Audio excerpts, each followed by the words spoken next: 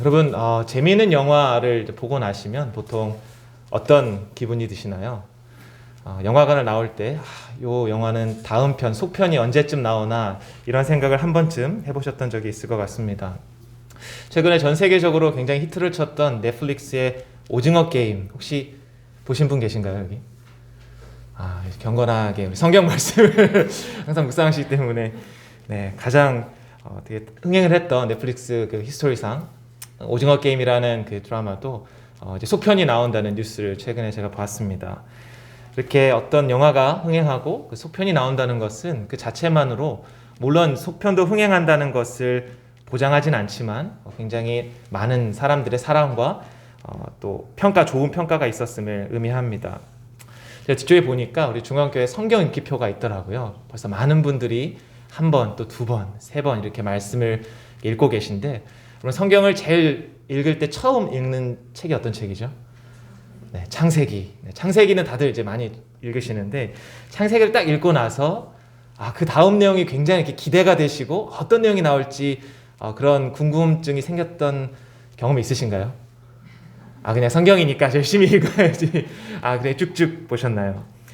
여러분, 모세가 창세기를 이제 기록할 때 가장 핵심적으로 적었던 내용은 하나님이 어떻게 이 세상을 창조하셨고, 그 창조한 인간이 어떻게 타락했고, 그리고 그 타락한 인간을 다시 회복시키기 위해 하나님이 구속의 계획을 어떻게 시작하셨는지를 기록해 놓았습니다.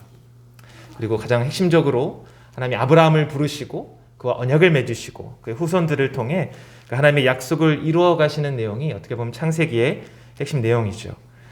모세는 그 마지막 부분을 이렇게 마무리하고 있습니다. 창세기 50장 24절에 보면 요셉이 그의 형제들에게 이르되 나는 죽을 것이나 하나님이 당신들을 돌보시고 당신들을 이 땅에서 인도하여 내사 아브라함과 이삭과 야곱에게 맹세하신 땅에 이르게 하리라 하고 말씀합니다. 요셉이 이러한 유언을 참 남길 수 있었던 게 저에겐 굉장히 신선했습니다. 왜냐하면 요셉은 그의 아버지 그리고 그의 할아버지, 증조할아버지 아브라함과 야곱과 이삭과 야곱, 그들과는 달리 하나님을 직접 대면하거나 그분의 음성을 들은 적은 없었습니다.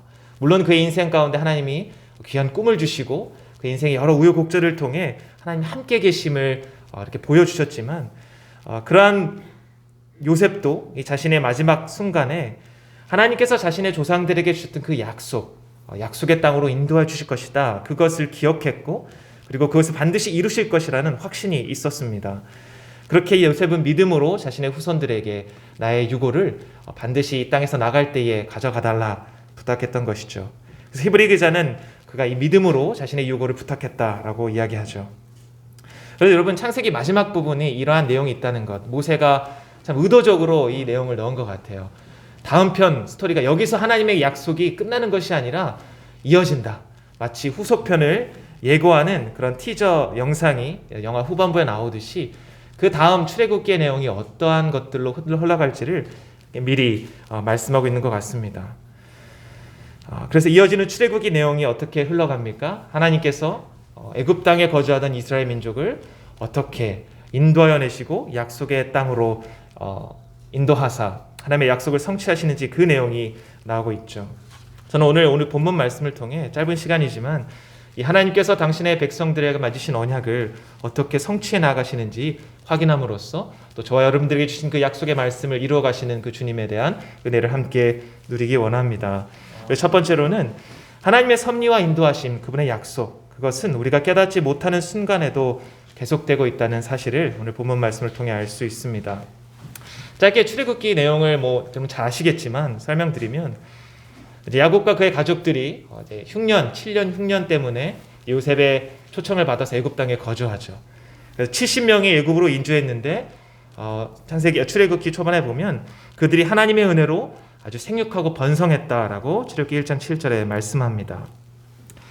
그래서 이렇게 풍요롭게 살아가고 거기서 굉장히 하나님의 은혜를 잘 누렸으면 좋겠는데 이들에게 아주 큰 변화가 일어나죠.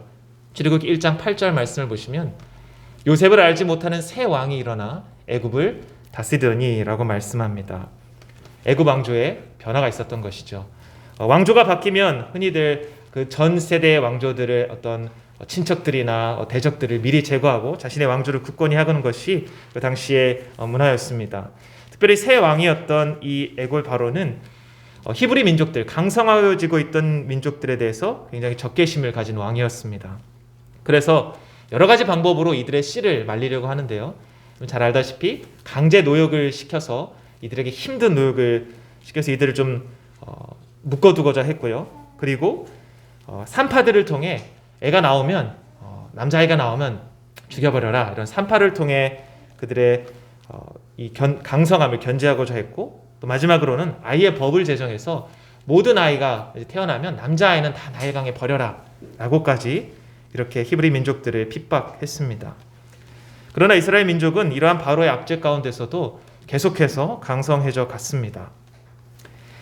이렇게 핍박이 있는 상황 속에서 오늘 이스라엘 민족에게 아주 중요한 터닝 포인트가 되는 사건이 일어나죠. 그것이 오늘 본문 말씀인데요. 오늘 23절을 한번 같이 읽어보겠습니다.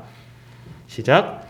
여러 해 후에 애굽 왕은 죽었고 이스라엘 자손은 고된 노동으로 말미암아 탄식하며 부르짖으니 그 고된 노동으로 말미암아 부르짖는 소리가 하나님께 상달된지라.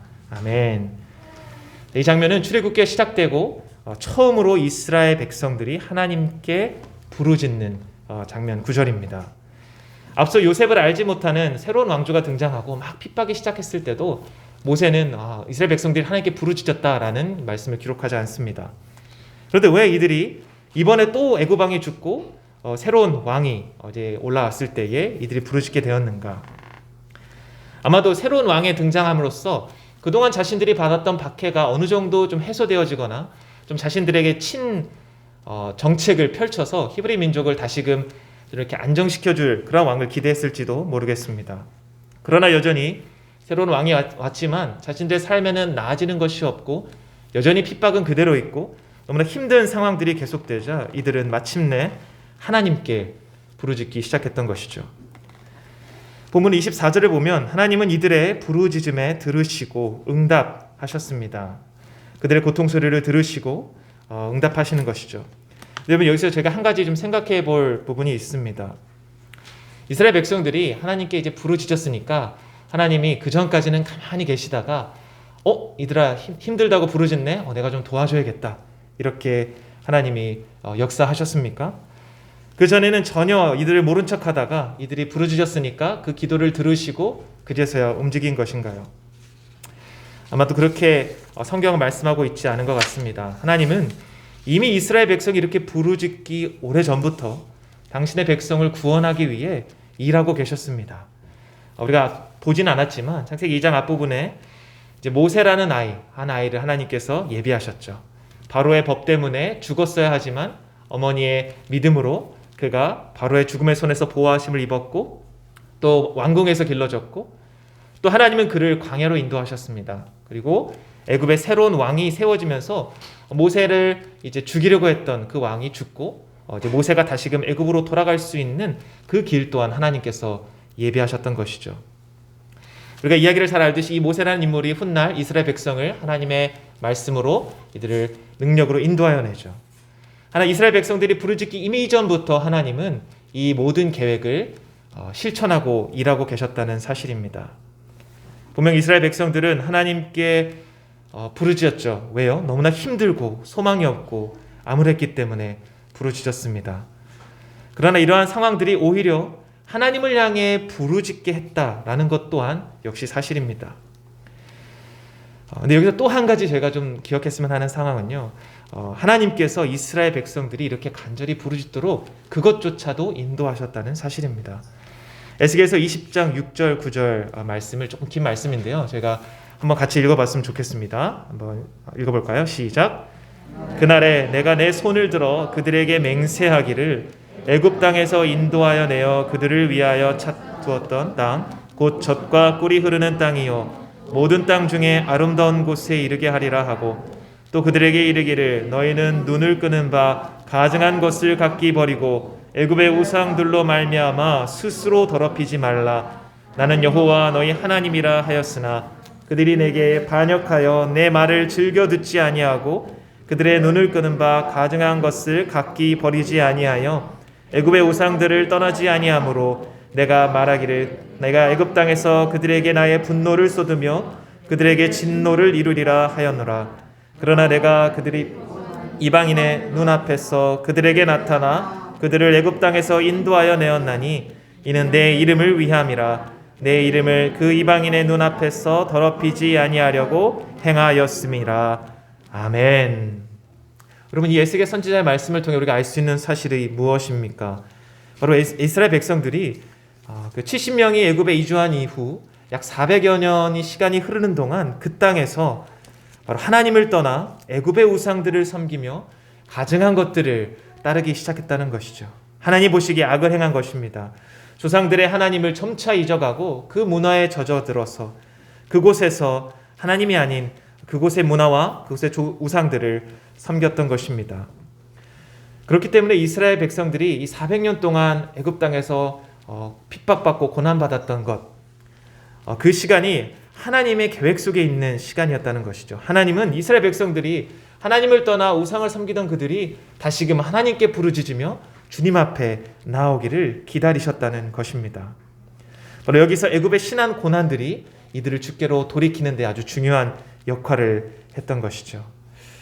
저희 스스로에게 한번 이렇게 질문해 봤으면 좋겠습니다. 보통 언제 하나님을 가장 간절하게 여러분들은 부르짖고 찾으십니까? 많은 경우에 삶의 위기의 순간이 찾아왔을 때 나도 모르게 하나님 도와주세요. 하나님 너무 힘듭니다. 아무것도 보이지 않습니다. 사방이 막혀 있을 때 우리는 그제서야 하늘을 쳐다보고 하나님께 간구합니다. 그런데 하나님께서는 그러한 방법을 사용하셔서까지도 우리가 하나님을 바라보고 하나님께 부르짖기를 원하신다는 것입니다.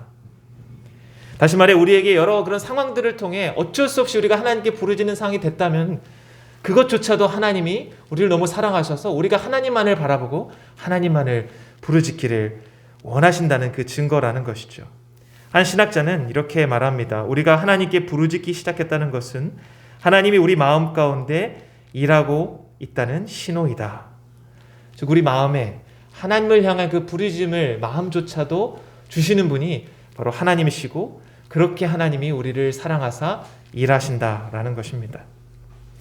여러분, 우리가 하나님 삶의 어려운 순간에 부딪힐 때에 때로는 원망할 수도 있고요. 때로는 불평할 수도 있습니다.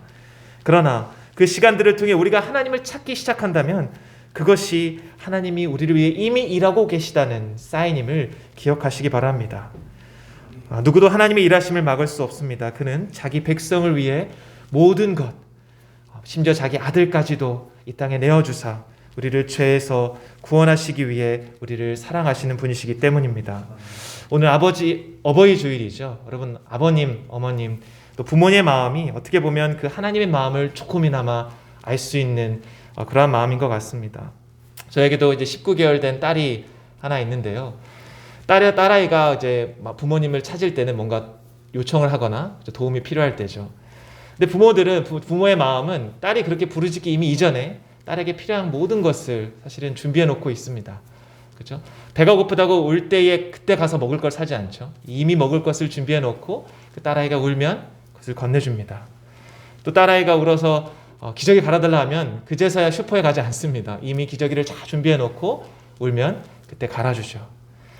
바로 이것이 하나님의 마음을 우리에게 조금 알 수 있게 해주시는 것 같습니다. 하나님 아버지께서도 부모의 마음처럼 이미 자녀의 우리의 모든 상황과 우리의 모든 것을 알고 계시기에 우리가 이미 부르짖기 이전에 우리를 위해서 일하고 계시고 준비하시고 우리를 도우시고 우리에게 주님의 길을 보여주시고 허락하시는 그러한 사랑의 하나님이십니다. 그렇기 때문에 우리는 오늘 어버이 주일에 당연히 우리의 육신의 부모님께 참 감사하고 존경의 마음 또 사랑의 마음을 표현해야 되지만 무엇보다 우리의 영원한 아버지 되신 우리 하나님께 감사하며 그분을 기억하며 그분께 영광 올려드리는 주일이 되기를 축복합니다. 두 번째는 하나님께서 언약을 기억하시고 성취하시기 위해 이스라엘을 구원하셨다는 사실입니다. 오늘 본문 24절을 한번 다시 읽어보겠습니다. 시작. 하나님이 그들의 고통 소리를 들으시고 다시 한번 읽겠습니다. 하나님이 그들의 고통 소리를 들으시고 하나님이 아브라함과 이삭과 야곱에게 세운 그의 언약을 기억하사. 아멘. 하나님께서 우리를 위해 일하신다. 우리를 기억하시고 우리의 모든 필요를 채우신다. 그것보다 더 중요한 사실은 하나님이 이스라엘 백성을 구원하신 이유, 저와 여러분을 구원하신 이유가 단순히 우리를 보시기 참 불쌍해서 아니면 우리를 더 행복하기 위해서 그 정도의 목적을 가지고 일하셨다는 사실이 아니라는 것입니다. 이스라엘을 구원한 궁극적인 목적은 이스라엘 백성의 행복이나 그들의 만족함이 아니라 바로 하나님의 영광이었습니다. 하나님은 당신의 언약을 기억하시고 성취하시기 위해 이스라엘 백성을 구원하셨다고 말씀하십니다. 앞서 창세기로 거슬러 올라가 아브라함과 맺으셨던 그 언약을 우리가 기억하기 원합니다. 하나님은 아무것도 아니었던 아브라함을 하나님의 주권적으로 그를 부르시고 그에게 영원한 복을 약속하셨습니다. 그뿐만 아니라 그의 모든 후손들에게도 하나님께서 복을 약속하셨죠. 그리고 그 복을 이루시기 위해 당신의 백성들에게 주시는 축복을 허락하시기 위해 오늘 이스라엘 백성들의 부르짖음을 통하여 하나님의 약속을 기억하시고 그것들을 성취하고 계신 것입니다. 창세기 15장 13절 14절에 아브라함에게서 하나님의 계획을 이미 이렇게 말씀하여 주셨습니다.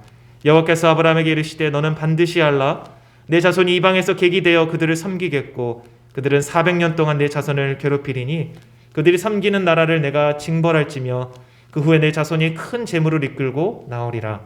이어서 16절에 내 자손은 4대 만에 이 땅으로 돌아오리니 이는 아모리 족속의 죄악이 아직 가득 차지 아니함이니라 하시더라 말씀합니다.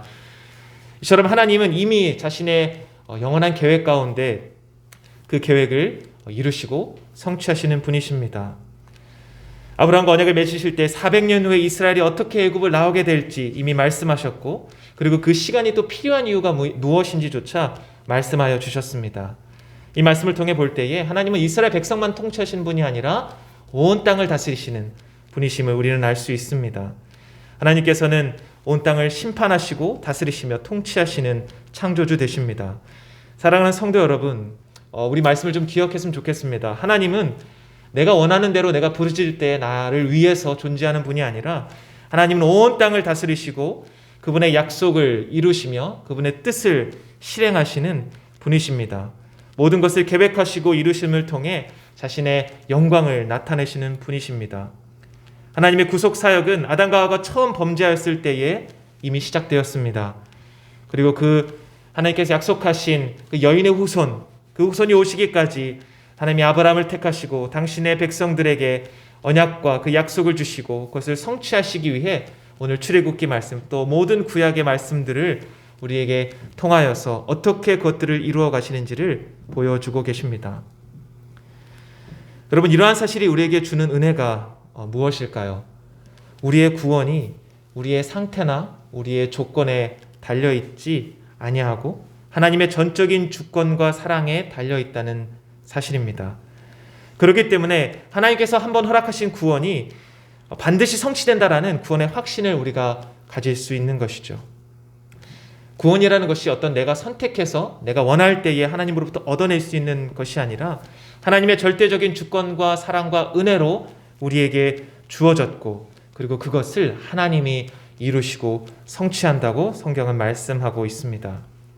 아브라함에게 주신 언약을 성취하기 위해 이스라엘을 구원하시고 이스라엘을 약속의 땅으로 인도하셨듯이 오늘 저와 여러분을 주시는 이 하나님의 말씀을 통해 이 말씀들을 이루시기 위해 하나님은 우리를 구원하십니다.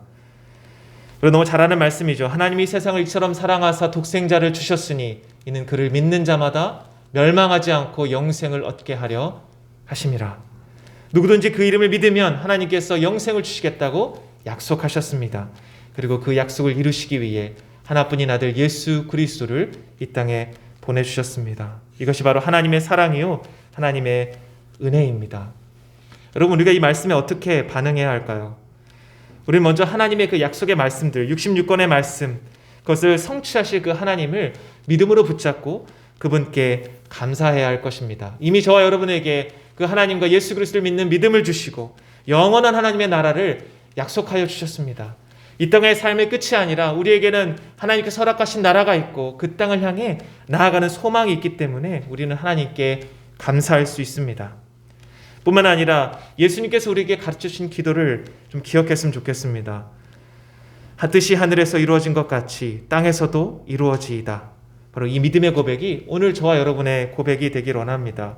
나의 뜻을 하나님께 관철시키는 그러한 기도, 떼쓰는 기도가 아니라 하나님의 약속의 말씀을 붙잡고 그 뜻이 이 땅 가운데 이루어지기를 소원합니다 라고 우리의 믿음의 고백을 올려드릴 수 있기를 원합니다.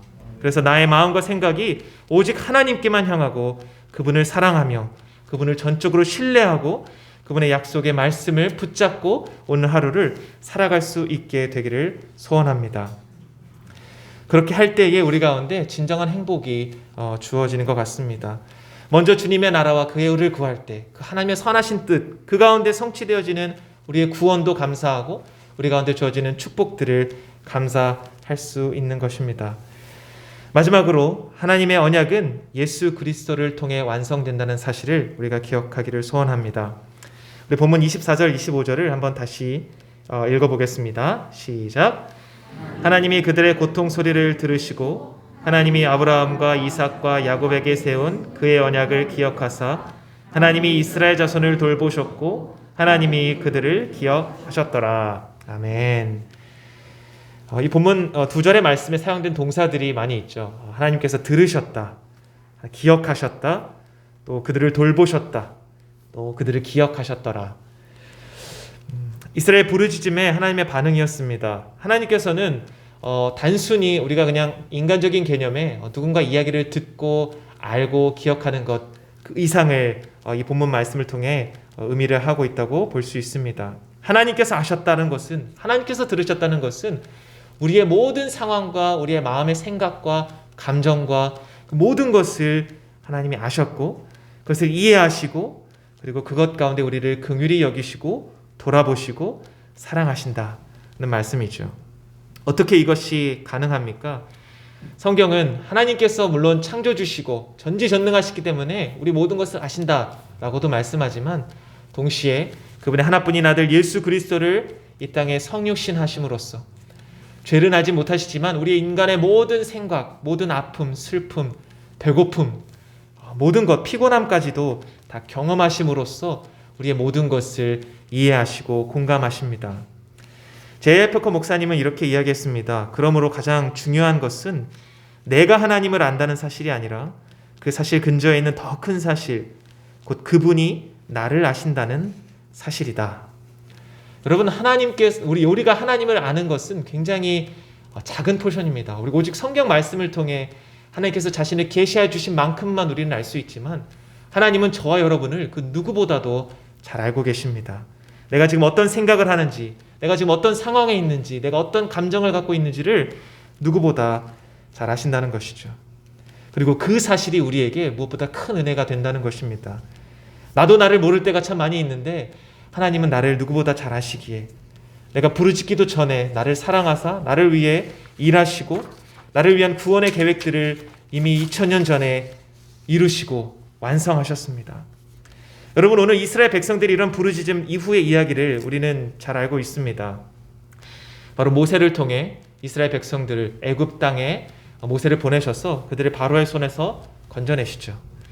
큰 능력으로 구원하셨습니다. 그리고 약속의 땅까지 인도해 주십니다. 그런데 그 과정 가운데 어떠한 일이 일어납니까?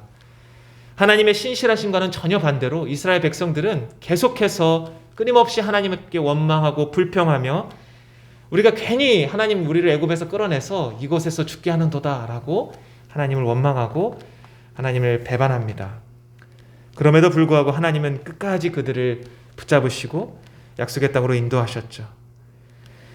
이렇게 하나님을 계속해서 대적하고 범죄하는 이스라엘 백성들, 아니 저와 여러분처럼 계속해서 하나님을 거절하고 하나님 아닌 다른 것을 쫓아가려고 하는 우리를 너무나 잘 아시는 하나님께서 우리를 위해 새 언약을 약속하시고 그 새 언약의 중보자로 바로 예수님을 이 땅에 보내주신 것입니다.